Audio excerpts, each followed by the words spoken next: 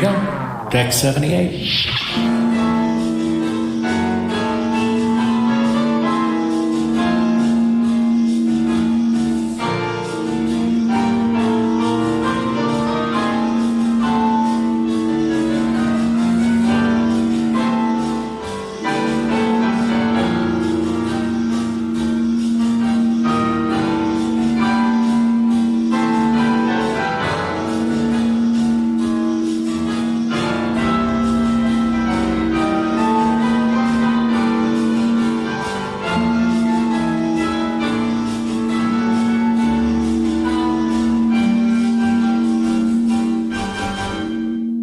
Welcome back to Deck 78. As Darren Doctorman, Ashley Miller, and myself, Mark A. Altman, welcome you back to the deck where we're going to be talking Trek. From heck. We talk more than Trek. We're the Deckspers here. Mark Alemo has a very long neck. Oh my gosh. Oh, what the heck? And we don't talk Trek. Yeah, we do occasionally. Occasionally. Well, speaking of that, today we are going to bring you our amazing panel from Star Trek Las Vegas, where the Treksperts programmed 4 days of incredible content. This is a deep dive into the Super Sci-Fi of 1979. And we put together a really great group of people to talk about it, including David A. Goodman, the executive producer of The Orville and Family Guy. And we have the SPYHARDS joining us to talk about spy stuff, Scott and Cam. Always a delight to have them. And as well as Jesse Alexander, producer of such shows as Lost and ALIAS. And us, the Treksperts, as well as Adam Malin from Creation Entertainment. We're going to be talking about all the great movies of 1979 and some not so great movies. Oh, man. We're going to be talking about Time After Time and Moonraker and Alien and, of course, Star Trek The Motion Picture and The Black Hole. You've been waiting for it. Now you can finally hear us talk about it here on Deck 78. So why don't you sit back and enjoy as we bring you Bond and beyond and take you back to 1979. We'll be back afterwards with a few closing thoughts.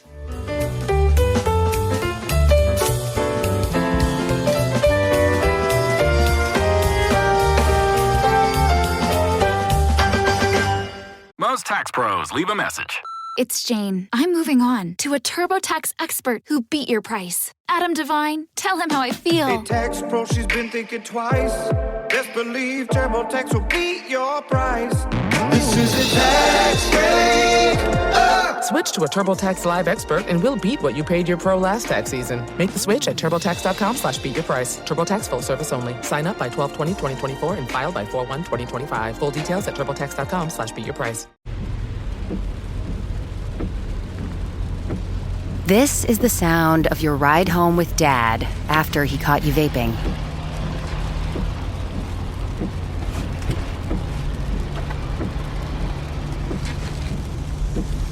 Awkward, isn't it? Most vapes contain seriously addictive levels of nicotine and disappointment. Know the real cost of vapes. Brought to you by the FDA. ABC Wednesday. Y'all complain all day. We want books. We want paper towels in the classroom. Bet you want raises too. I'm still waiting on the paper towels. Abbott Elementary returns with a new season. We asked the district for more after-school programs. They gave us $50 for class pets instead. Critics cheer. Abbott Elementary continues to be one of the funniest and most beloved shows on TV. What y'all doing out there? Taking bribes? Proud of y'all. Abbott Elementary. Season premiere Wednesday, 9:30, 8:30 Central on ABC and stream on Hulu. You got some ringers in the audience. Okay. Thanks, Mom. He is a showrunner, a producer, a writer, a comic book writer, a video game designer, but more importantly, he has been a showrunner of such shows as Heroes. He's worked on Lost. He's worked on Agent X, Da Vinci's Demons, Alias. I mean, he's just done it all. He lived to tell about it. He was also a consulting producer on Star Trek Discovery. It's Jesse Alexander. Hannibal? Any Hannibal fans? Oh, yeah. And last but certainly not least, the man who built Star Trek Las Vegas, who turned a small baseball and comic book card show in Long Island and Manhattan into this cathedral to Star Trek. I'm talking about none other than our host for the entire weekend, Mr. Adam Malin. It sounds like I'm the Pope. That's what it sounds like.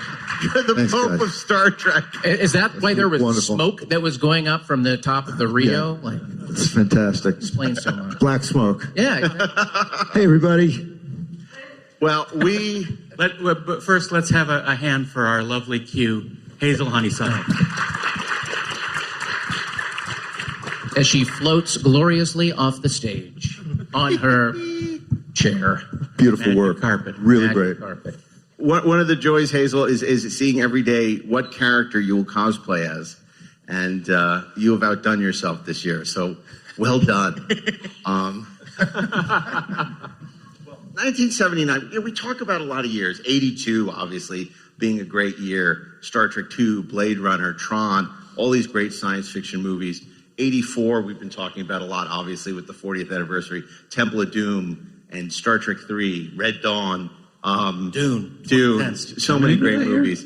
But, 1979 kind of gets lost in the shuffle. It's celebrating its 45th anniversary, obviously. And there's some really remarkable films that's in the genre that span the gamut of science fiction storytelling from some remarkable filmmakers. They're gamut spanners. Indeed. So I want to ask you, I'm going to go right to the SPYHARDS. And the biggest, most expensive James Bond movie at that time ever made was MOONRAKER. From the most exotic locations on Earth, MOONRAKER will transport you to another world.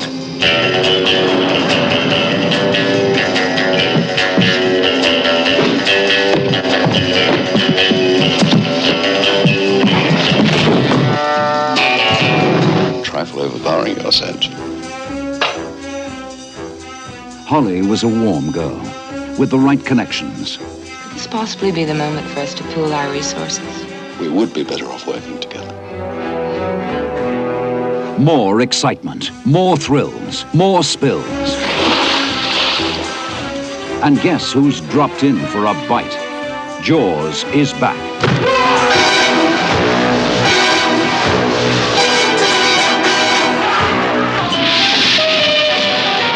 From Earth to the most spectacular adventure in space, MOONRAKER. It's out of this world. What exactly are you up to here, Drax? MOONRAKER 1, liftoff. MOONRAKER 2, liftoff. MOONRAKER 3, liftoff. MOONRAKER 4, liftoff. We have liftoff.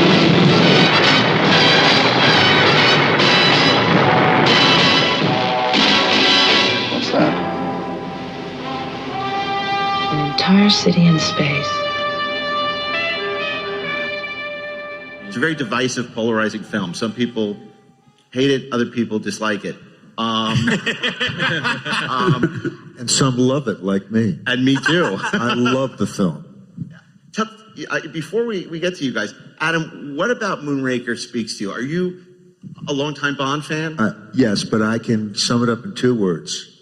Ken Adam. I absolutely think Ken Adam is one of the greatest, if not the greatest, production designer in film history. And the work that he did in the early Bond films is unparalleled. I mean, guys everywhere from, Kubrick to Broccoli to so many other people recognize what a genius this guy was. His sets and his design is unparalleled. And the work that he did in all of those early Bond films, but right on up to and including MOONRAKER, was amazing. I want to build a shrine to that guy because I think his work is so incredible. Now, help me out here, guys. Who did the model work? Was it Derek Meddings? Derek Meddings, correct. So between Ken Adam and Derek Meddings, I just thought the movie, it may have been silly, but the production values, which was, I guess, a response to Star Wars, and all of the practical gags, but particularly the incredible set, production design, and the model work in that movie are almost unparalleled for that year. So that's my love affair with the film. Can I add 2 more words to that before you gentlemen respond? John Barry. Yeah. Well, of course. The music is incredible. The composer, not the production designer. He was too busy on Saturn III. That's right. Okay. So what do you think, guys? Moonraker's an interesting one in that, like, when we go to movies so often, people go to, for example, The Dark Knight and be like, I love the gritty tone. Or they go to the Marvel movies. I love the kind of the snappy comedic tone. Moonraker has all tones. You can watch that movie. There's not a single tone left off the table. You want wacky slapstick? It's in Moonraker. You want to see a horrific Hammer horror-like scene of a woman being pursued by dogs? It's in Moonraker. And it's just an absolutely insane movie. And, you know, when I look at that film, it feels like very much, as you said, it's trying to kind of follow up Star Wars, because originally it was supposed to be For Your Eyes Only, was going to be the Bond film they were going to make after The Spy Who Loved Me. But then it was like they did a hard pivot because they realized Star Wars was massive. And so they go to Moonraker, and Moonraker is also maybe holds the record for being the most different from its source material. Ian Fleming's book, Hugo Drax, the villain, is in it, although he bears more resemblance really to kind of Silva from Skyfall. But beyond that, there is not much there. And so you just kind of have something that is more of a kind of remake of You Only Live Twice and The Spy Who Loved Me, but pulling in all this Star Wars 2001 influence and just going absolutely insane with it. David, you look like, what are they talking about? I remember the book Moonraker, which has 3 chapters of James Bond playing bridge, right? Which didn't make it in the movie, which What a shame. What a shame. Those are great 3 chapters, but that Moonraker, that book it's actually it's not a bad book. One of the best. But it's not like, they actually they had to publish the novelization of Moonraker. They did a novelization of the movie that also wasn't like James Bond and Moonraker. I don't know. Well, there was actually another script done in the 60s by Jerry Anderson for Moonraker that was much closer to the source material, but they deemed it too hard to make, too expensive to make. And they didn't want to cast a puppet as James Bond. That Jerry Anderson wrote it. That Jerry Anderson. You have a copy of that? I do, but I can't share it, actually. I've been told off. But, Is there any lineage connection between Derek Meddings, who worked for Jerry, did he not? Yep. And the fact that script source material made its way to Broccoli's? Yes, the connections came through that originally. That's how it happened. Yeah. Oh, that's fascinating. I mean, it's the British film industry in the 60s anyway. They were all in each other's pockets. There wasn't many people about. But, yeah, that script is far closer to the book, but it does still involve a rocket being shot at the moon and a super tanker that has a submarine that shoots out of it, which also ends up in The Spy Who Loved Me anyway. So they did sort of assimilate all the bits from that eventually. Yeah, Hugo Drax was an Elon Musk type character. Yeah. Jesse, you know, there's a lot of love here for Moonraker, which you don't often find around. I happen to love Moonraker as well, but I don't know if you will agree with us. I didn't mind Moonraker. I enjoyed it. A couple observations about it. One, I couldn't believe how bright the cinematography was. It felt like they used every light and it was on all the time. Was insane. I couldn't believe that. I also was surprised because I saw that movie when I was 12, and there's a sequence in it where they're inside the rocket plant and they like are underneath the rocket engine before it goes off, and they escape out this little tunnel that's designed to channel the flames. Air vent. There's always an air vent for Bond to get away. I wrote that. I did a set piece like that in ALIAS, where I had Sydney doing exactly the same thing, and she gets down under there, and right before it explodes, she has a little jet skateboard thing that she goes shooting out the tunnel. I was like, oh my God, did I pull this out of my head from Moonraker? And it worked in ALIAS. That's the best part. Yeah, yeah. It wasn't a ripoff. It was an homage. Yeah. Ashley? So I'll be that guy. If we were on this panel, generally, you know, if somebody asks me what I think of Moonraker, I'll say, what? And they'll explain, oh, it was a Bond movie. I go, no, I think I've seen all the Bond movies, and I don't remember that one at all. I don't think that's happened. I am an anti-fan of Moonraker. I mean, look, there's little things I appreciate, right? I think you're absolutely right about Ken Adams and Derek Meddings. I think that that's exactly correct. but that's not a movie to me. And I love little things like, you missed Mr. Bond. Did I? I mean, that's a great little moment. Okay, so I'll give it credit for like the great little moments. But like you guys, I'm a big fan of the novels, and it's completely different. In the novel, Moonraker is basically a nuclear weapons program. I mean, that's what we're up against. It's actually one of the most apocalyptic Bond novels, and it's really great. It's so different from what that movie turned out to be that you could adapt the novel again and just put a different title on it if you wanted to, and 98% of the audience would have absolutely no idea what you'd done. But look, it's you give it. By the way, what you said about the tone being all over the place, I think was exactly right, and that does kind of have its pleasures, because at some point it's like, yeah, it is silly, campy, but hey, those dogs really like that girl. maybe a little too much, but they like her. Andy, is it the film that put the pigeon double take in our movie vernacular? I mean, I think that, one thing we haven't talked about is Michael Lonsdale as Drax. And again, wonderful scenes where he turns to Chang in his retreat, his French manor north of Los Angeles, and says, take care of Mr. Bond. See that some harm comes to him. I mean, this is classic Bond months. I mean, look, I was watching it as a 9-year-old, so maybe I'm affected by that, and that's still my 9-year-old brain that's just like, this is the best. This is taking James Bond, and suddenly there's lasers. It's sort of like Star Wars in the smallest way. Great, I'll take it. There's also, I remember being so, now as an adult professional writer, I might not feel the same. They set up the wrist dart, and then at the end, for some reason, I was like, oh, the wrist dart! He beat him with the wrist dart! I don't know how that worked on me, but yeah, it's one of the, I don't know, it's fun then, it's maybe nostalgia in my brain now, but I think it's Roger Moore style, so how do you knock it? Has anyone realized the strange Mandela effect in it of Jaws' pigtailed girlfriend? That haunts me. I always thought that she had braces. Yep. Yeah, she doesn't. For years. That's bullshit. I think it's the weirdest thing. I think they changed it on us. Now, on is purpose, that just a to screw with mistake us. on their part, writing-wise, or is that on us? I don't. She doesn't have braces. Doesn't She have apparently braces. doesn't. Amazing. I know. She has braces. Yes, but she does smile at him, right? Yes. Yep. Well, first of all, I love Jaws. I love him. I'm sorry. I don't apologize for I love him. But was that the first time that he spoke? Yes. Yeah. Here's Hey, the one. girl. In life. And he was Richard, by the way, was a lovely man. We had him for years at our shows. He would come in the vendor's room and just hang out. He was his own security. It's amazing. Yeah. But kind of a larger-than-life character. I mean, I know he was just sort of a cartoon, but I'll always love him. Oh, yeah. And I wish his cookbooks sold better. Right.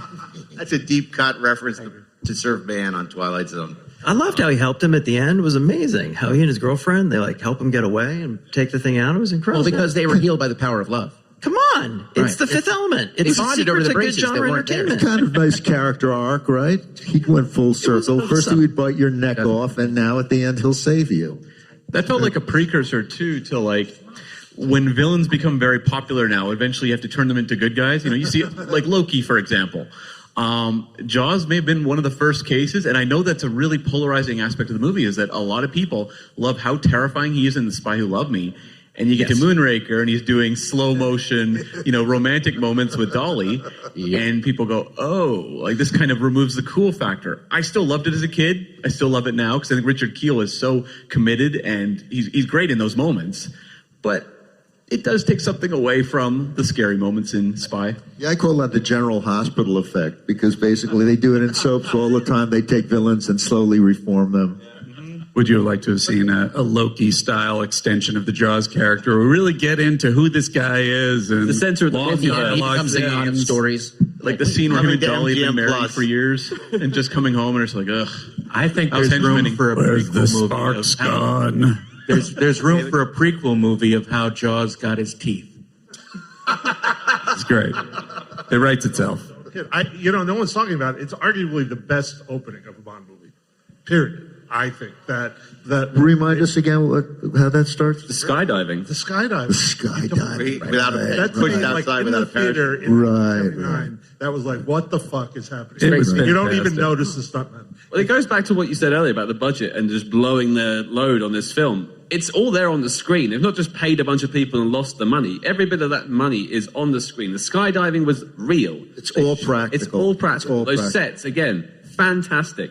It's all there. Space station, all practical. I need to help you with something because you're British and our cultural ways might be different for you. Thank you. But when we say blowing your load on film, it means something totally different than when you say it. Yes. Foot's in my mouth there, I think. Cam and Scott, am I not mistaken in understanding that you guys went skydiving in Vegas to have the Moonraker experience just a couple of days ago? I did, yeah. Who got the parachute? You're crazy. Yeah, I'd done it before, like 20 years ago, but my buddy's turning 40 this month, and so he wanted to go do it again. And is he going to turn 41? He is indeed. The worst part is always the plane up. Honestly, the jumping out of the plane's okay. That part's fun, but I did make sure to recreate the Jaws flapping your arms in the air moment. I did it. So. And that is the biggest problem in Moonraker, isn't it? That it delivers these extraordinary, logistically incredible action sequences and moments, and it always undercuts it with humor. It's kind of the Star Trek V thing, where after, Star Trek IV, how there was unnecessary humor in Star Trek V that would have benefited without. But Moonraker does that time and time again. If you could just cut out some of the silliness, it'd be a much better movie. But isn't that sort of the whole Roger Moore legacy anyway? They kind of trivialized the gravitas of his when he was doing it, of his character. That was sort of, I mean, I love Roger Moore, but I think that's sort of the undergoing thread that goes through his whole tenure on the show. I got a new perspective on Roger Moore. I was watching Moonraker with my son, who'd never seen it, and he'd never actually seen a Bond movie, and he was around 12. And after the scene where he throws Dax out the airlock, and Lois Child says, "What happened to Dax?" "Oh, he had to fly." My son says, "He's a sociopath." And I don't know that we ever really, as Roger Moore is my Bond. That's the first James Bond I saw, and so that's my cool Bond. It's kind of friendly from that perspective that he only condemned him as a sociopath and not a psychopath. Also, in fairness, Bond is a sociopath. He has to be to do that job. It's funny you mentioned that moment, though, because in the next film, For Your Eyes Only, there's a part where Roger Moore's character Bond kicks a car off a cliff with a bad guy in it. And Roger Moore shot the moment but was not happy about it. And it's the most Bond-like moment. It feels almost like Connery and Dr. No, Scott's got the Dr. No shirt, shooting Professor Dent in the hotel. And Roger Moore was like, "This is not my Bond." And so they never went back there again. So, yeah. Just to preface for those who haven't seen For Your Eyes Only, Roger Moore doesn't have the power to kick a whole car off of a cliff. It's teetering, and he just nudges it, really. It's a little bump. And it's so funny you mentioned, Richard Kiel turning good at the end, the Darth Vader syndrome, which was very popular in the 80s. And yet they do the same thing with Grace Jones in A View to a Kill, and it doesn't work at all. Well, it also speaks to, there's a fantastic interview with Cubby Broccoli, one of the producers of James Bond, on YouTube. You can catch it on the bonus DVD features. And he goes, Moonraker isn't science fiction, it's science fact. Well, yeah. It begs the question, where in the NASA technical manuals can you find Roger Moore's re-entry technique? There's a joke in there someplace, and I'm going to workshop it. So, Well, speaking of NASA, I mean, have you ever watched this with we know he's a sexist, misogynist dinosaur, but when Lois Child introduces herself to Roger Moore and says, "Oh, I'm on loan from NASA, the space agency," and he goes, "A woman." A woman. He's so shocked. It's like Janet Lester or something. It's terrible. Yeah. But there's so many joys in this movie, and I'm so delighted. I expected to be the sole defender of Moonraker, and in fact, all of you are except for Ashley, but his opinion doesn't count. So, because we're about to talk about a movie that Darren hates, despises, loathes. Star Trek: The Motion Picture. That's right. What? We'll get there. There was another movie that came out in 1979. It was Disney's attempt to reclaim the big budget sci-fi space. It was their homage to 20,000 Leagues Under Sea. It didn't do particularly well for them, but it's beloved by many of us on this panel. And of course, I'm talking about the black hole. There is an inexorable force in the cosmos where time and space converge. A place beyond man's vision, but not his reach. It is the most mysterious and awesome point in the universe, where the here and now may be forever. On my ship, you ask.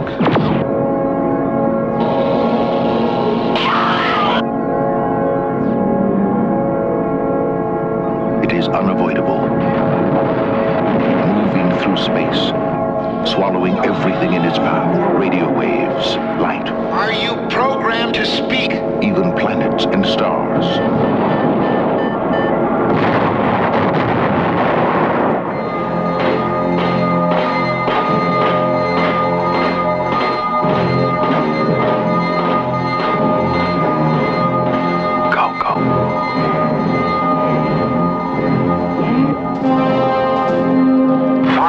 Thrusters.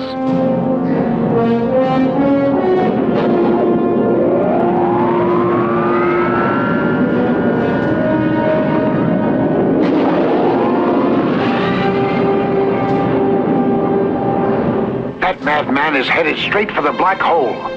What'll we do? We wait.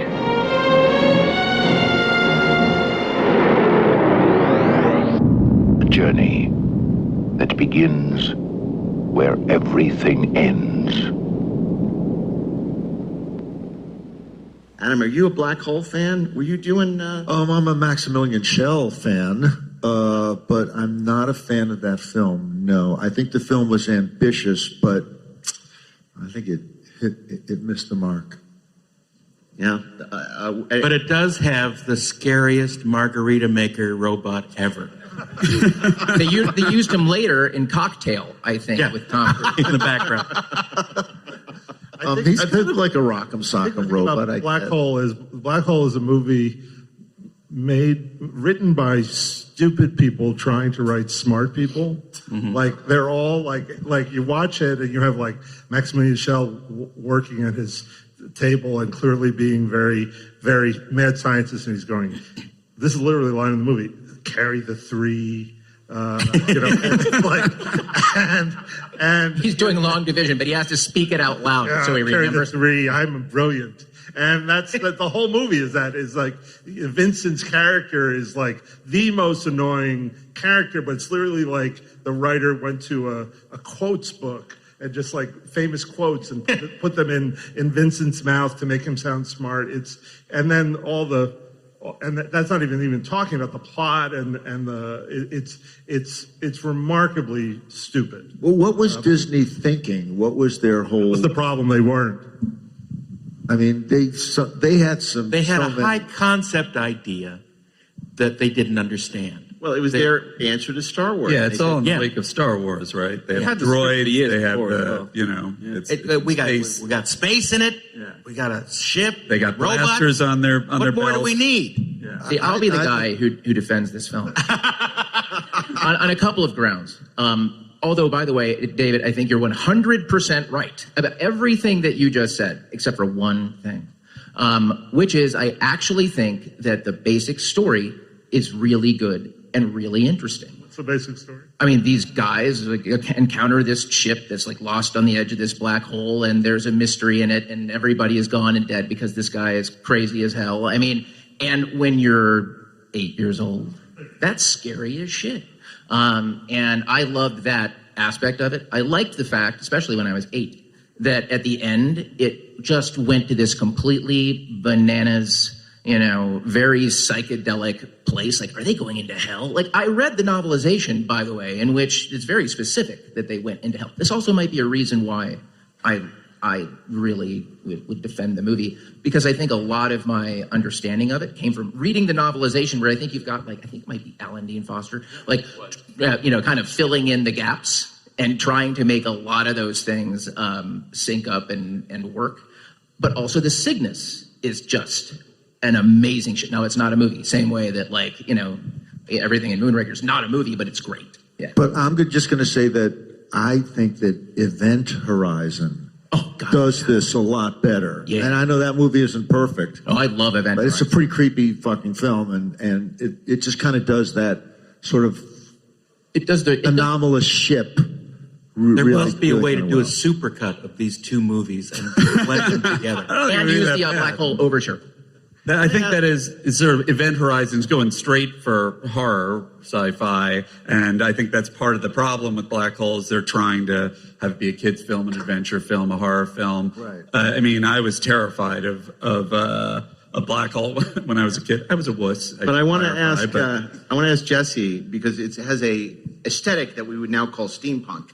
You know, this sort of Paris in the 1870s. There's never been a ship quite like the Cygnus, other than maybe a trip to the moon, although that was a bullet. But my question for you is, it had its own unique style. Space was blue. The black hole was not black. It's so bizarre. You know, comets can pass through ships and not depressurize them. Yeah, look, as most of my friends, when we saw this movie when we were 12, hated it. Because it was just so slow and it was so different than Star Wars. And I think something to really keep in mind when we're talking about these movies is how they really are of their time. And 79 was such a great year to pick because it's such a transitional year for filmmaking, which you really see in these. And you know, it really feels like Black Hole is made by that older generation that doesn't really understand the new tempo, style, naturalism, aesthetic, genre. They just don't get it. So it's very much has its foot in the past in the way that Dr. Dolittle, which came out in 69, did terribly, and Bonnie and Clyde did amazing. And I think it's just important to remember, you know, the filmmakers who are doing this come from different generations and just have different levels of experience. And in Black Hole, something that you really can appreciate are the Ellen Shaws and the Disney, you know, craftspeople that really do put beauty and style into that movie. And I could really appreciate the chiaroscuro lighting that they applied to it, and the aesthetic I could really appreciate as an older gentleman rewatching this movie versus when I was 12. And they were trying, but it was just one of those things where they were, you know, male, pale, and stale. They were just people out of time who just couldn't get in sync with the new style of filmmaking. It's important to talk about Peter Ellen Shaw, the master artist who basically oversaw the technical facets of this movie. And he worked with his son, Harrison, then called P.S. But of course, Harrison worked on Star Wars. So we did have this link to the past with Peter and with his son. So it was a strange sort of changing of the mode of movie making, especially for Disney. And they learned, I think, some lessons from this, certainly. But there's no doubt that the film looks amazing. And it is like nothing we'd ever seen before or since. Just so many of these things are, you know, the content that you see can be dictated, you know, by different people who are part of the process who maybe just hate genre stuff and are totally disconnected from it and can be dictating requirements and things that patterns that they recognize that they want in the content that does not align with maybe what the filmmakers want to do or what should be done to make the content its best version. Could I just get a 1-minute briefing on the Ellen Shaw dynasty? I mean, I know they did magnificent matte paintings, but what else did they do, if anything? Well, I mean, Peter basically was brought into the Disney organization from some matte paintings that he had done in England for their smaller films. And when Walt learned of his, basically his talent for doing all this stuff by himself, they brought him to work on 20,000 Leagues Under the Sea, where he supervised these amazing visual effects shots along with, Harper Goff, who designed the Nautilus, and figured out these shots very cheaply and very efficiently. And of course, Ellen Shaw had designed all the amazing vistas in Mary Poppins.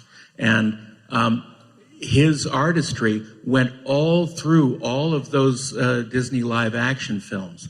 And of course, Harrison trained under him and worked for many years in the Disney organization until he was brought on to Star Wars to supervise the matte painting. So he could kind of come across, in terms of his fluency in the visual medium, a little bit like Cameron Menzies did on Invaders from Mars. Absolutely. But also the fact that, you mentioned 20,000 Leagues, there is a kind of a Jules Vernean vibe to the film. Totally. Right. Well, Black Hole wasn't the only haunted house film that in space that came out in '79. Great segue, Mark. There was another haunted house in space film, which of course is Ridley Scott's Alien. And we learned in space no one can hear you scream. David, how is that a game changer for the genre? I just want to go back to say on the Black Hole, there's a great full issue of Cinefantastique, which I'm sure almost everybody on this panel has seen, about the making of the Black Hole. That has all. Look for the blue cover. It's an amazing. It's fine. It's very affordable. Did you know there's a comic book beyond the Black Hole? No. Yeah, Charlton did it. Oh wow. It's crazy. I'd like to get beyond the Black Hole right now.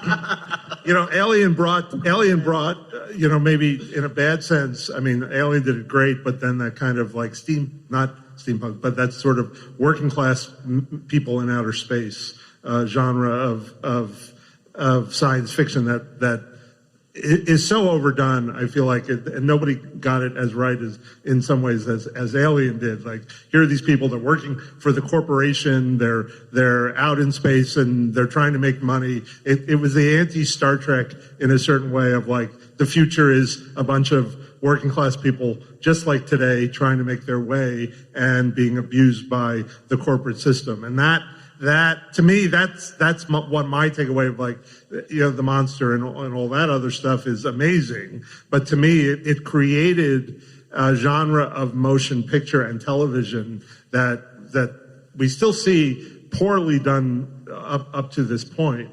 That they did it the best. Everybody sort of tried to imitate. The number of imitations of Alien in that area to me is like really interesting. I wanted to ask people about that because we always think Star Wars is the most imitated film of the genre, but it took a lot of money to imitate Star Wars. Alien, you could do on a shoestring, and there have been more ripoffs in the direct-to-video era and of Alien than Star Wars. And you could say it is perhaps the most influential science fiction movie of all time.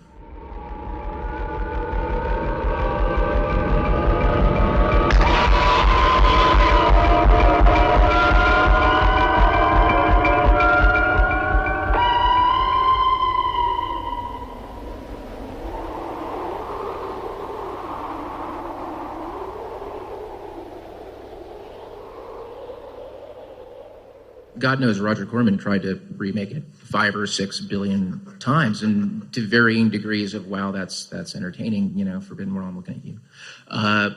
Forbidden, and Galaxy of Terror. Galaxy of Terror, yeah, exactly, fucking great. Well, it's just it's interesting as well, talking about Alien for a second. Looking at the other two films we've spoken about, they're riffing off of other things. Moonraker is riffing off of 2001. So is Black Hole in many ways. This Alien is unique. It's not taking something from someone else. It is its own vision and then is riffed on by many people afterwards. But that's, I think, what the Alien does so well, and Aliens, I suppose, later, is it is a unique vision. And that's probably why it stands out in 79 among the rest. Maybe just a tad of the DNA of It, the Terror from Beyond Space. I was going to say. A little bit. But Yeah. I think Jesse made a point about the Black Hole being this thing that was very rooted in an earlier style of conceiving of, developing, and making films. But really, if you look at that next to Alien, they're kind of trying to make a version of the same film, right? It's this bunch of guys who encounter this mystery in space, and it's really scary, and their lives are in danger. Yeah, I think that stuff's interesting and totally valuable. And the filmmaking part of it for me is what was so distinct, because Alien and Ridley Scott's aesthetic and the way that he used the camera and the way that he shot his actors and the way that he shot sci-fi just was transformative and inspired a whole generation of filmmakers. And it's amazing to be able to watch. I'm so excited that you made me watch these freaking movies right next to each other. The way that he covers the cockpit and the action in the cockpit with the shaky cam and close-ups, and then you see like the opening of Moonraker where they're just like sitting in the space shuttle flipping switches, and it's wide and everything's really bright. And like Alien, you could release that movie today, but you know, and they did, and the filmmaking of it will completely stand the test of time.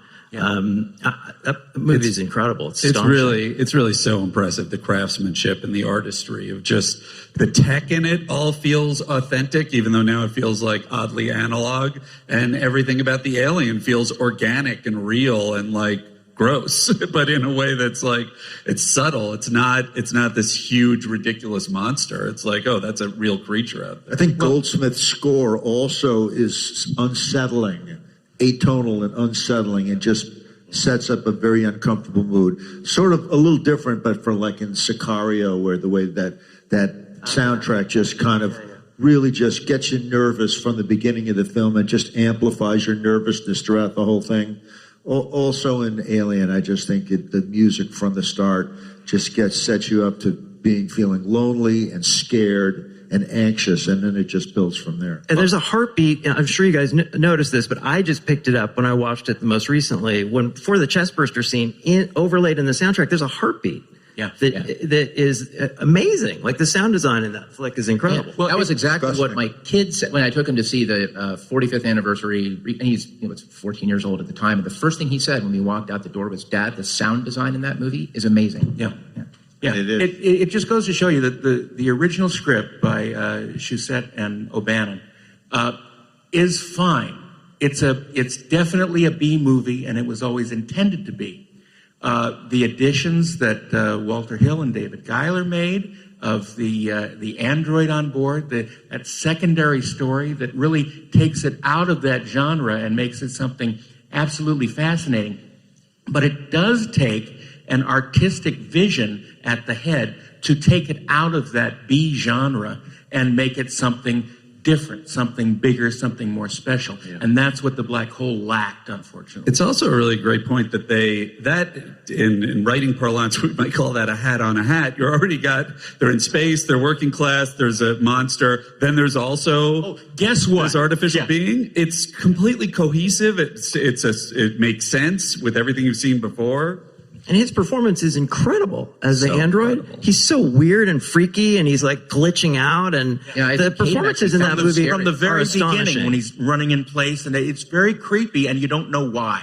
Well, I'm glad you brought up Ian Holm, because today to do a big science fiction movie, you need A-list talent. Nobody's greenlighting a movie with no names, but that made stars. Everybody from Sigourney Weaver, Yaphet Kotto, William Hurt. Yeah, I mean, what an amazing ensemble. John Hurt. William Hurt was not. Although it would be great if he were. Now, we're avoiding the 800-pound gorilla in the room. One of the things that made that movie so distinctive was H.R. Giger. Mm-hmm. Absolutely. And basically, it was O'Bannon working on the Jodorowsky Dune that discovered, quote unquote, Giger's potential for strange imagery. And basically that whole art department from that project was brought on to do Alien. And it was a great way of sort of dividing up the tasks and creating cohesive worlds for all of this. Giger's biomechanical style that he coined the term for was so otherworldly, and we had never seen anything like it. Unless you're a progressive rock fan and you bought Brain Salad Surgery in 1974. You're absolutely right. You're absolutely right. Yay, ELP. Yay.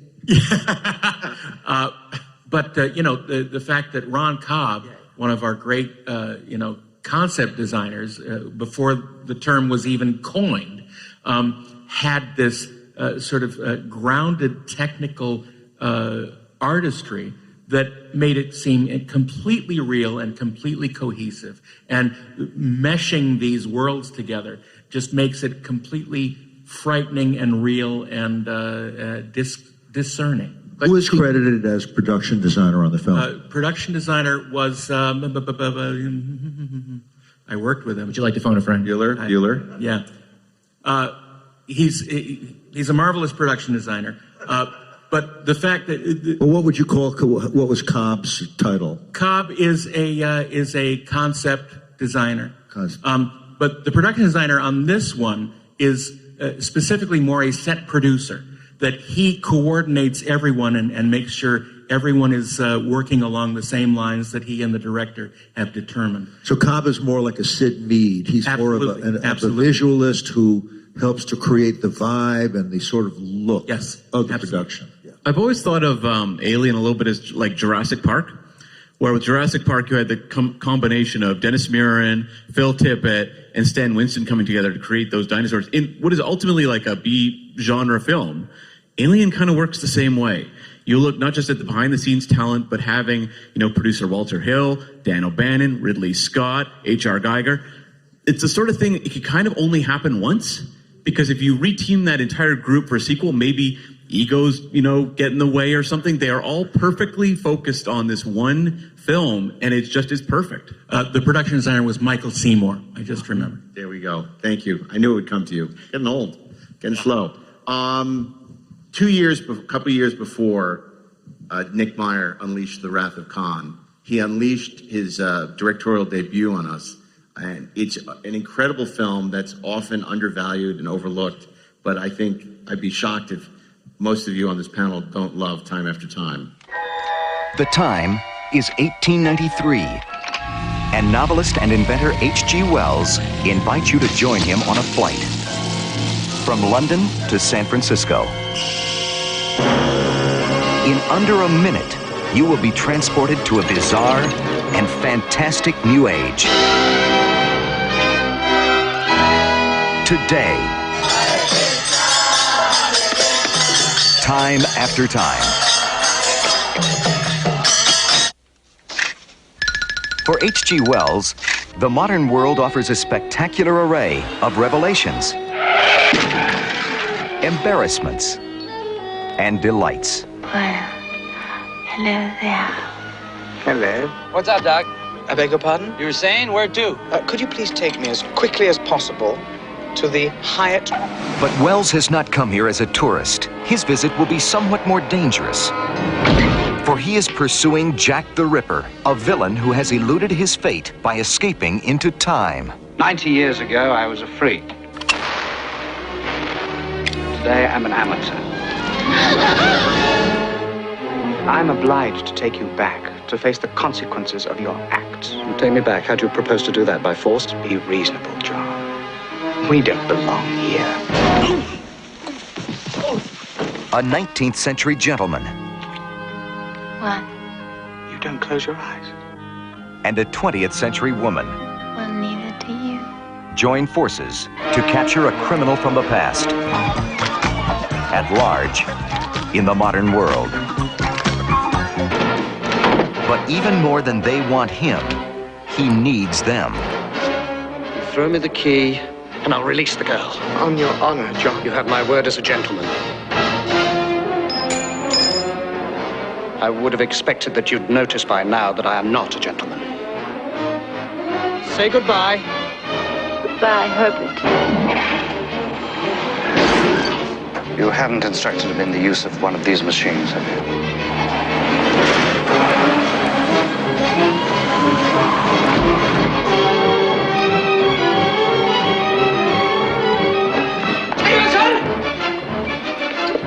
HG, it's checkmate, and you've lost again. A romantic adventure, a breathless chase around the world and across a century. Time after time.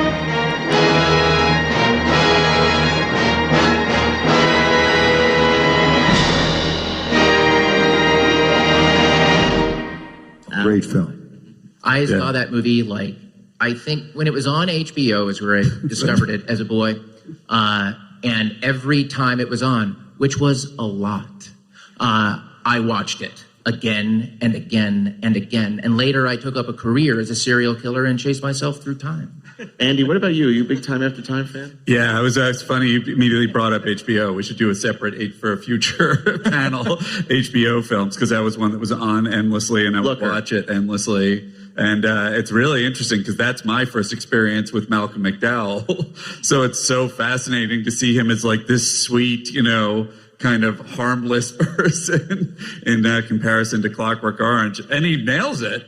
But it's just so smart, as is, you know, you would expect from Nicholas Meyer. And just like taking kind of a similar theme to what we're talking about. Such a B-movie concept of H.G. Wells going through time, chasing Jack the Ripper, and it's smart and well done. And David Warner's performance, it's just great top to bottom, in my opinion. It's crazy too, just how the suspension of disbelief that H.G. Wells built the time machine. Like you watch that movie, we're not stopping. We're just going with this. Yeah. Like he's got the thing. You know, if I take this out, you'll travel in time without the machine. No stopping to explain why that would have to happen. Like that. It's a time key, David. It's a time key. But Nick Meyer's audacity, like as a filmmaker, as somebody I really revere. Like he just went with it all the way through. Exactly what you're talking about. But I remember seeing that movie and not even knowing what I was going to see. I saw it in the theater, and I don't think it was well advertised, but just the title got me to go see it because it's like, oh, time, and it's like, what the fuck is this? And I loved it. It's such an amazing movie. Jesse, when you were in the room on Star Trek Discovery, Nick Meyer was one of your challenges. Nick Meyer was in the room with you. Well, let's get into it. Any insights into Nick and new panel? If you you ever talked about obviously his brilliant work on Time After Time and his script for Star Trek IV, which sort of bookends this so beautifully. I mean, he admits. I mean, he lifted a bunch of stuff. Totally. After And Time. getting to know Nick, because I loved that movie as a kid, and I can't see in the audience, but some of you might be able to remember, 79, like, yeah, Star Wars was out, but being a geek and a nerd was not cool. Like, we got, stuff thrown at us every day. We got teased. We got bullied. And in a, dorky way, representation matters. And in Time After Time, the nerd and the geek and the writer is the hero. And so for me, like, that was such a huge moment. Mary Steenburgen likes him. That's the other thing. What's that? And Mary Steenburgen likes him. So Dude, the cheerleader. she's after it, though. She was looking for. Oh yeah, she was thirsty for a Victorian. She was thirsty, writer, dude. Yeah. She was thirsty, but incredibly progressive at the time. Oh yeah. Yeah. That she's I self-possessed don't know if I would necessarily deciding herself say to. that character was written very progressively, but Nick, that movie is so Nick. It's like it's his love and his passion for the material, and I think the camera work and the cinematography is amazing. That like insane dolly shot with the Jack the Ripper thing in the beginning is like, how did they do that? The chase in San Francisco, watching that was like, what the frick? Like is amazing. If anyone, just go look at that chase on YouTube if you're into that kind of thing, because he shot it around this amazing hotel in San Francisco that is all brutalist cement architecture and incredible angles, and the way that he shoots it, and the two guys aren't even close to each other. Yeah. They're just chasing each other, and the way that he shot it and edited it is so compelling. And we can't forget, by the way, about David Warner, who is just such a terrific villain, because he doesn't have a mustache to twirl. He's not interested in twirling it. He's very thoughtful, and he allows Nick, I think, to use the film to make commentary on society. Right, that great moment where Wells finally catches up with him, and he says, in 1878, I was a freak. Here, I'm an amateur. Right, and it's such a great moment. It's a perfectly written, directed, acted moment, and David Warner is so key to it.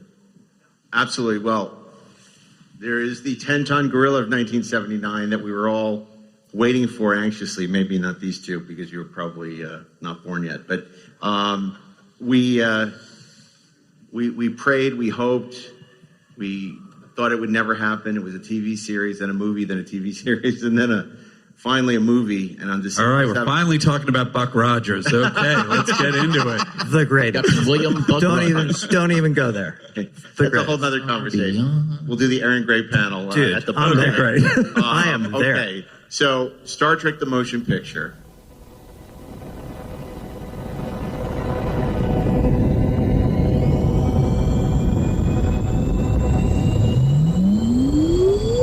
The human adventure is just beginning.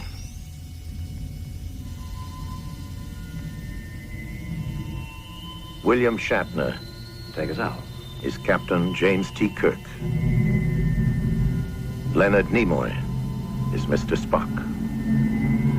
DeForest Kelley is Dr. Leonard Bones McCoy. James Doohan is Lieutenant Commander Montgomery Scott. George Takei is Lieutenant Commander Sulu. Major Barrett is Dr. Christine Shettle. Walter Koenig is Lieutenant Pavel Chekhov. Nichelle Nichols is Lieutenant Commander Uhura. Stephen Collins is Commander Willard Decker. Persis Kambata is Lieutenant Ilia.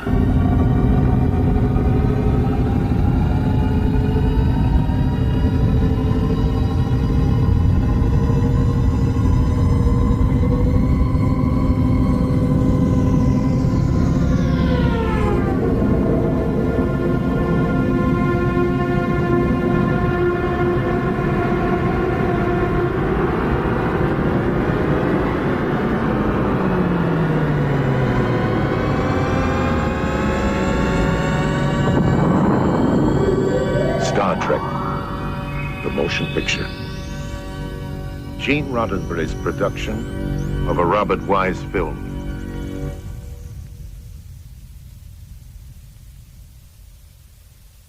Coming this Christmas from Paramount.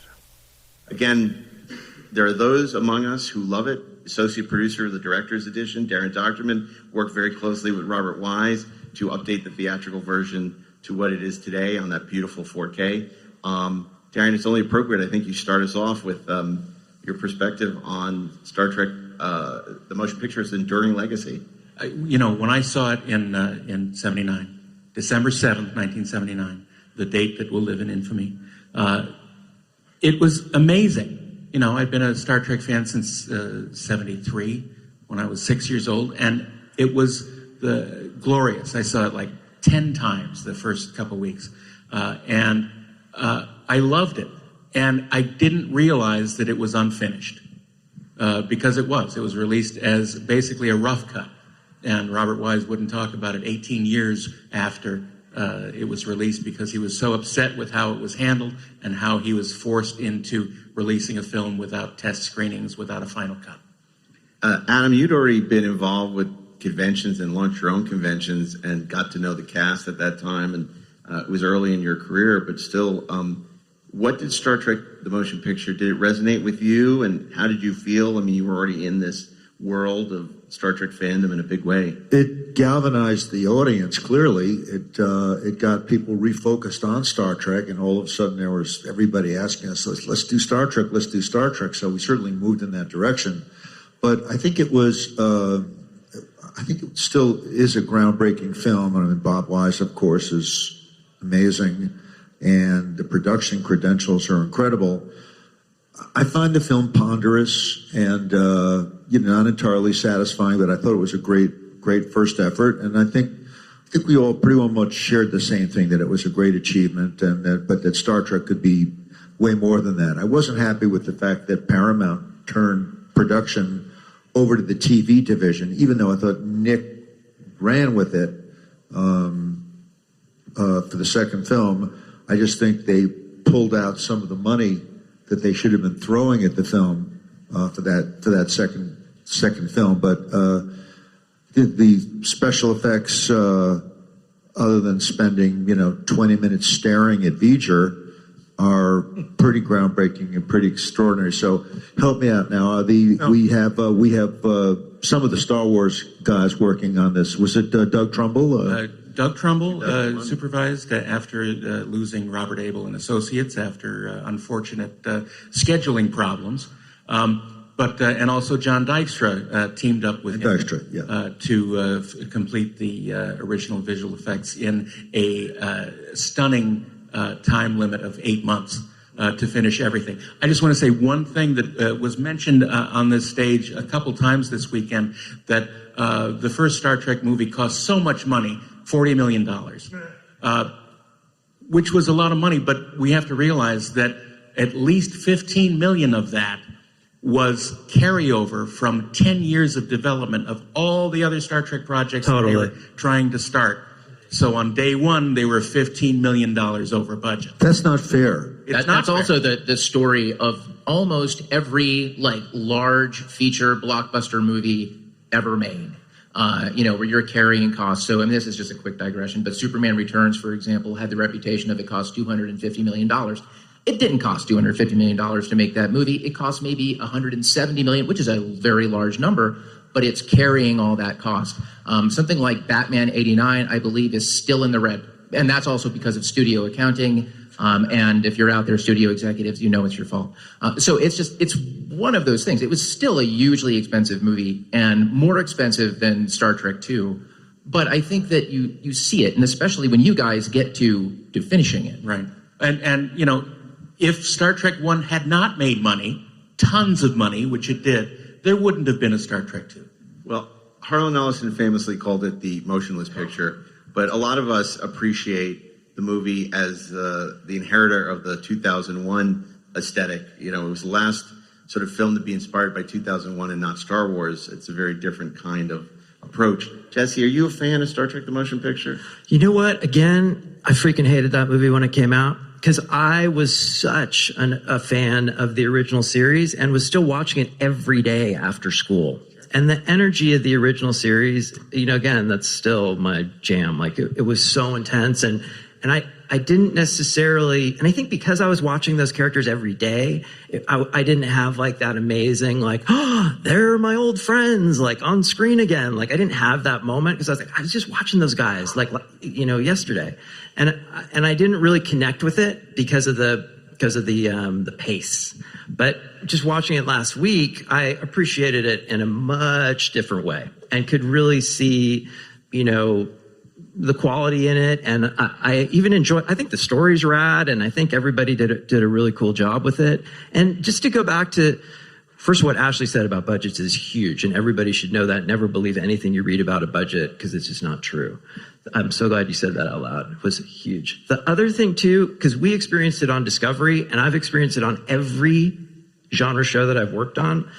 The studio and the executives, they don't understand it, they hate it, and they're going to give you notes that make it a disaster. So anytime you see anything genre that you like, it's a miracle. Yeah. And it's amazing that movie is as good as it is. And I think it's pretty cool. Again, I hated it as a kid. David, I'm going to give you the last word. You wrote the brilliant love letter to Star Trek fandom in Where No Fan Has Gone Before for Futurama. Just a beautiful musing on the nature of fandom. And I just wonder where Star Trek the Motion Picture, what it means to you, what the experience was. I think it's to me, I saw it in the theater, and I'm somewhere between Darren and Jesse in terms of whatever that experience was, that I was excited to watch the Enterprise move and not watch the same stock footage of the ship going back and forth. When the Enterprise leaves space dock, I'm I don't even know what's going on here. This is so amazing. But I was disappointed by the storytelling. I think that it's almost the opposite of the black hole. Some of the writing is too smart for its own good. It gets lost in technical details, Kirk is giving Sulu, plot this course, 500, stay 100 meters over, then go 500 out, adjust your parallel course. Just take evasive action. I don't want to hear all this shit. But you'll get the notes but how are they doing this? You need to tell us. The audience needs to understand exactly what's happening. But I feel like they were we got the science advisor, we got Jessica von Puttkamer, we've got all the sciences, right? It's you don't really need to worry about that. It's too smart for its own good. But as everybody says, without Star Trek Motion Picture, we're not here now. That's the work that those artisans did. Robert Wise, and then the actors showing up and showing that they could act in different costumes and still bring those characters to life and connect with an audience. That gave that set the table for Nick Meyer to come in and do his version. It showed that Star Trek is really a special thing, and that can live beyond. Well, one last note, forgive me. Just alluding to what Jesse. he gave me the last You word. go ahead. what Jesse was saying, I really agree with that. I think one thing missing from the film was the bravura that we knew from the original cast, the intensity. It was less intense, and it needed a little bit more intensity, which we were like used emotion to. in those moments. Like, good genre stuff is about a family. It's about love. It's about relationships. And the original series captured that. And I think it was a little stilted in the motion picture. But you also did have Jerry Goldsmith that did such a gorgeous score, and that sort of became sort of a through line going forward from there. So, and I'm so glad that we didn't finish this panel without mentioning Jerry Goldsmith. We could carry on for another hour talking about this just the movie. Klingon music in the beginning. Yes, keep going. Is the greatest thing I've ever heard, and it still resonates with me, and it's probably why Brian Fuller wanted to do Discovery the way that great he did. sequence. It's incredible. Wow. I wanted the whole movie to be that. Mark, what a great concept for a panel. And just thank you for an incredible weekend of a brilliant and literate track of programming that you created for us. We're so grateful for that. We appreciate it. Thank you to this wonderful panel, everyone who's been with us all weekend, Andy and Matt, and they'll be back later today to talk about Tapestry and Past Tense, the SPYHARDS, amazing podcast. You guys have done some great panels for us. David and Jesse, thanks for being here. And of course, my partners at the Trexpert, Darren and Ashley. This was great. Thank you for joining us. And we'll see you for the incredible one-on-one conversation with Lawrence Luckenbill about his new memoir and about taking your pain. So we'll see you soon here on the Trexpert stage. Thank you, everyone. Thank you, guys.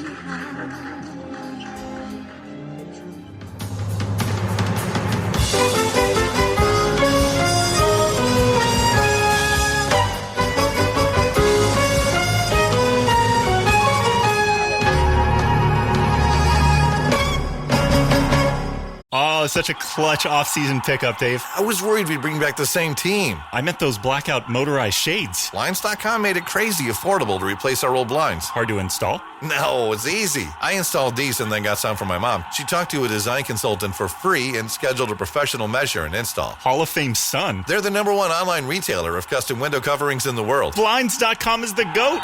Shop Blinds.com's primetime kickoff event. Save up to 50% off select styles, plus doorbusters. Rules and restrictions may apply.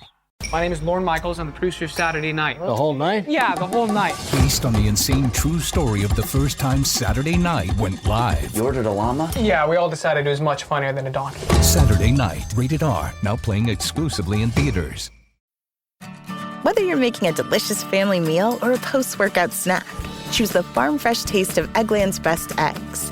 Only Eggland's best hens are fed their proprietary all-vegetarian feed. That's what makes their eggs more nutritious.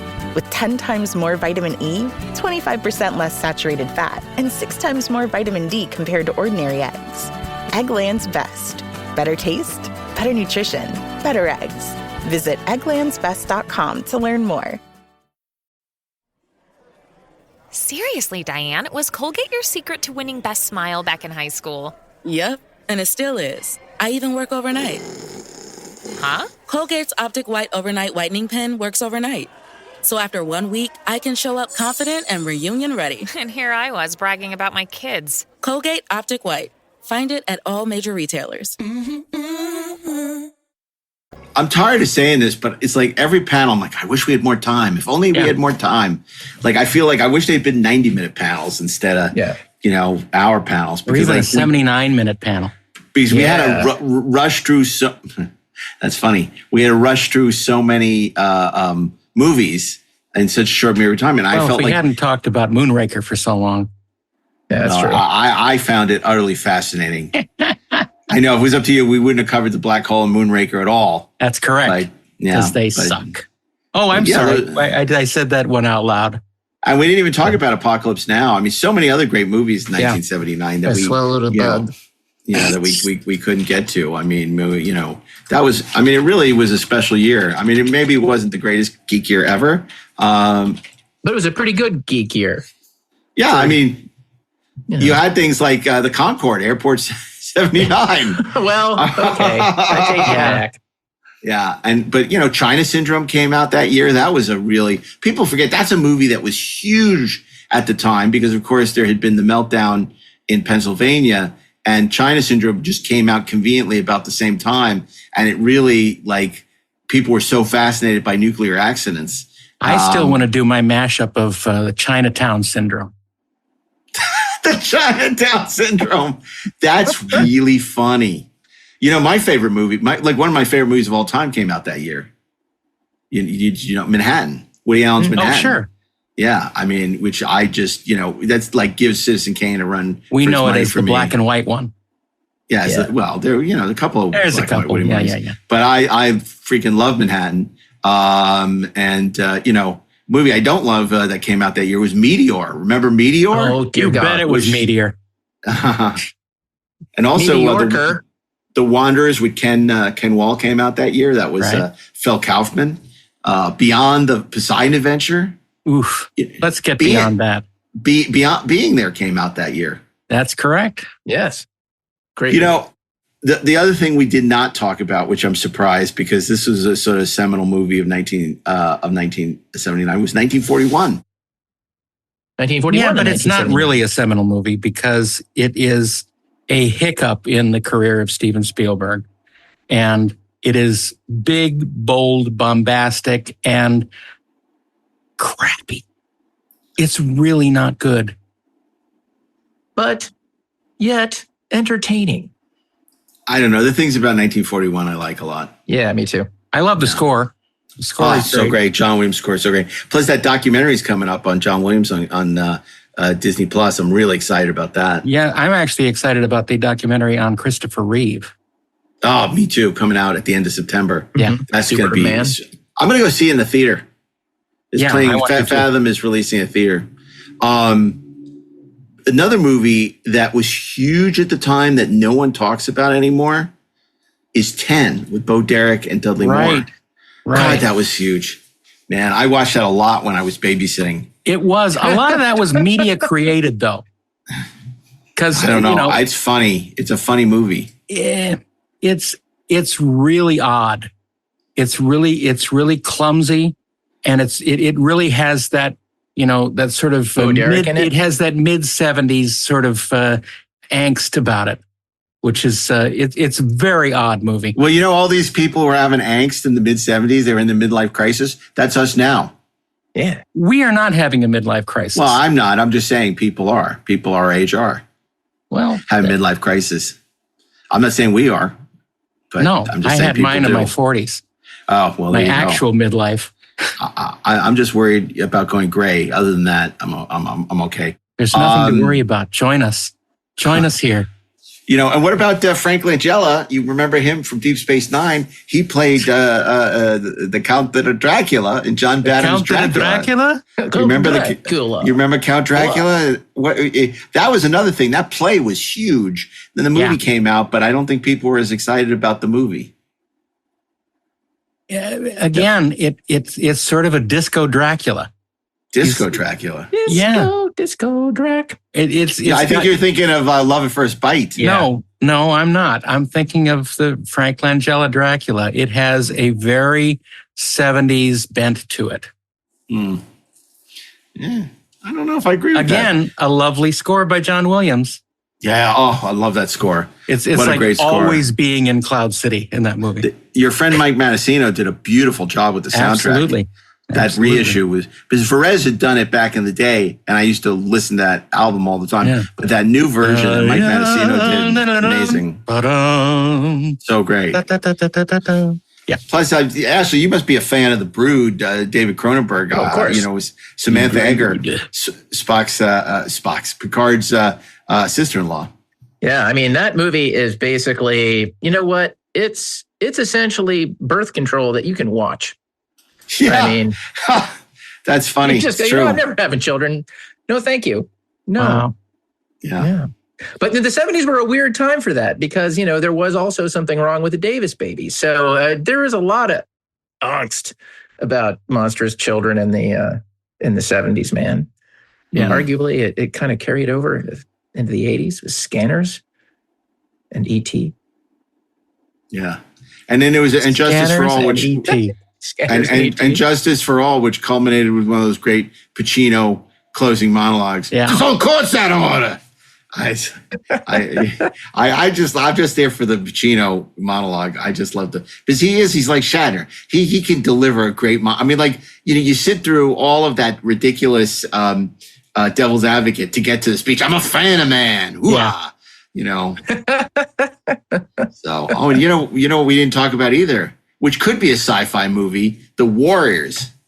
Yeah, Warriors you mentioned that. Come out and play. Did we mention The Warriors?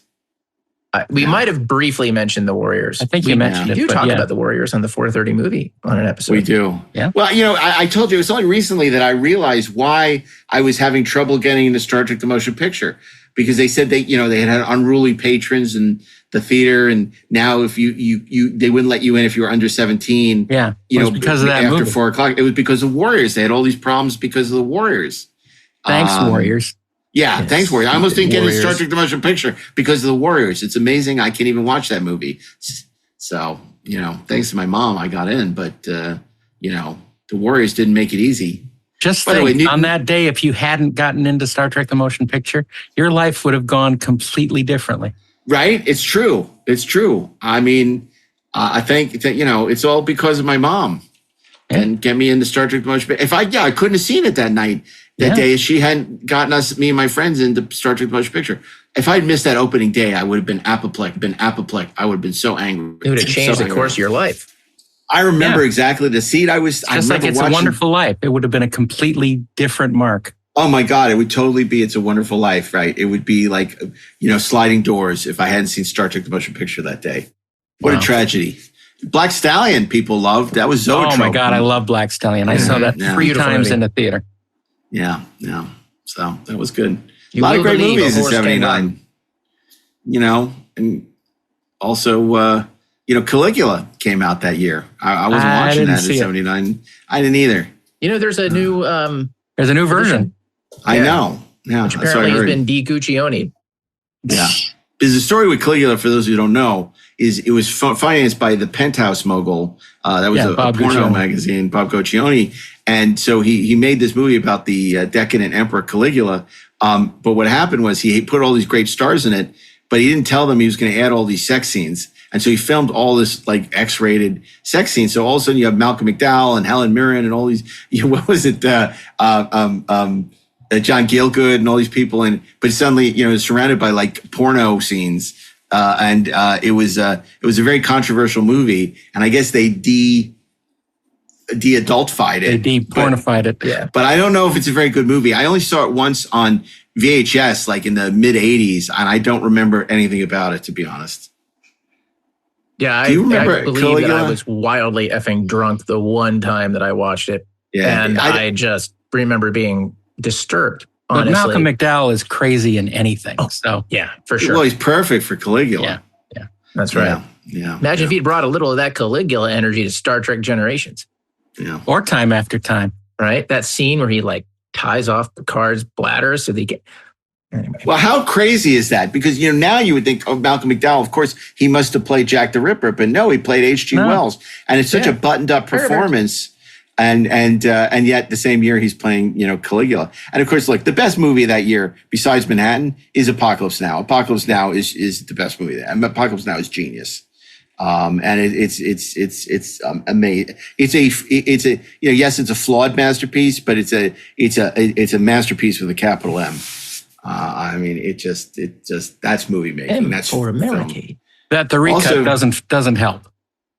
No, that's a version. You stick with the theatrical cut. Yeah, for sure.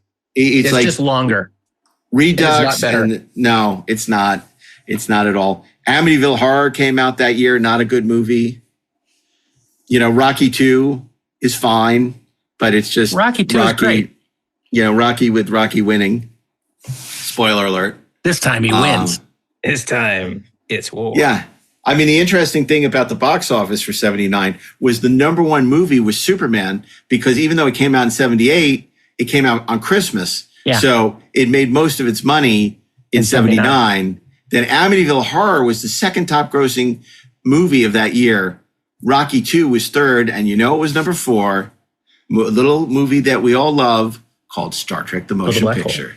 That's right. A little movie we all love. All that crap about Star Trek: The Motion Picture not making money is a lie. Oh, it's a total lie. We wouldn't have had Star Trek 2 if Star Trek 1 hadn't made the money. It made serious coin. Yeah. And you know what else was a great movie that year was All That Jazz. Oh, yeah. I love All That Jazz. But yeah, let me just tell you something about Star Trek: The Motion Picture. So we said it was number 4. Outgrossing, okay, so it made $82 million domestically, right? Okay, outgrossing Alien at 5, 6, Apocalypse Now. The movie that everyone talked about that year that was supposedly the biggest movie of the year, 10, that was number 7. The Jerk was number 8. Right. Poor James Bond was only number 9. And at number 10, Meatballs. Wow. Which cost $1.98. That's right. Yeah. So, I mean, and then, Speaking of meatballs, I think I'm going to go to IKEA today. I feel like my math could be off, but if Star Trek: The Motion Picture is 82 million were transposed to today, it would be something north of like $350 million. Yeah. Yep. Domestic, which is nothing to sneeze at. Yeah. I think in fact, no, you can sneeze at it. You can hold it. But that's not even including international. Yes, right. You know what else opened that year, which I like, Breaking Away, but a movie. I was one of the few people that saw Buck Rogers in the theater, but it on 934 screens, it did $17 million. Wow, because, that's actually very respectable. Dun, dun, dun, dun, That's dun, dun, really dun. respectable. Yeah, Captain William Buck Rogers was the thawed and made $17 million. And then it aired on TV weeks later. Later. Wow. I mean, that doesn't sound like a model that would really be great for maintaining theater going. Like, I mean, what kind of a maniac what can one would release say a movie in a Hensley. theater and then on TV? Who would do that? Disney Who would do such a thing? Silly. Or who would do a TV show and then turn it into a movie? That's right. Who could take a TV show? I got to tell you, I don't know. We should go. I'm not excited about Grogu and the Mandalorian. I just feel it feels like an Ewok adventure to me. It's just like Star Wars it should be an epic franchise, and it's like to take a TV show, which already is like wildly expensive, and then turn it into a movie. Like it's going to feel like a TV movie on the big screen. Yes, but they're going to pump up the volume. Yeah, pump up. See what I did there? Could be worse. Could be The Acolyte, the motion picture. So there you go. Well, you're just racist. Yeah. Well, true. I watched one episode and I didn't like it, and I stopped watching. I got no problem with it. I just didn't like it. I don't have a dog in that hunt, as they say. It just wasn't good. I don't believe in watching things I don't like. Yeah. So I'm not somebody. I don't feel the need to go on social media and tell them how they ruined my childhood. I just didn't like the show. No, I ruined my own childhood. Thank you very much. Well, look, this was a great episode of Deck 79. Great panel at the Star Trek Las Vegas. We thank you all for joining us. Obviously, you can get commercial-free episodes of Deck 78 by subscribing at TrekSpersPlus.com, or you can wait and it'll drop on the feed, the Inglorious Trexpers feed thereafter, but with commercials. And there are all kinds of benefits to being a Trexpers Plus subscriber. So you want to do that at TrekSpersPlus.com. And let us know what you think by emailing us at TrekSpersPlus@gmail.com or on our many social channels at Inglorious Trek and Inglorious Trexperts. And of course, the conversation is always open 24/7 at Discord, Inglorious Trexperts on Discord. So join the conversation and enjoy our new video episodes of whatever the hell. Enjoy our new video episodes of Inglorious Trexperts on YouTube. So very special thanks to our entire Trexperts team. And we'll be back on Deck 78. But until then, I think it's time to step into the turbo lift and return to our quarters. But and to do that, there's only one thing left to do. Don't fire the rockets. Don't fire the rockets. That's not... If there's one thing we learned from Shatner's commentary, it's don't fire the rockets. Although I did love when he said, "Where were you? Why didn't you tell me there are no 78 decks?" It's all Darren's fault. I have tried, Captain. I have tried. I was a child. Okay, we'll see you back here on Deck 78 in 2 weeks. Until then, don't fire the rockets.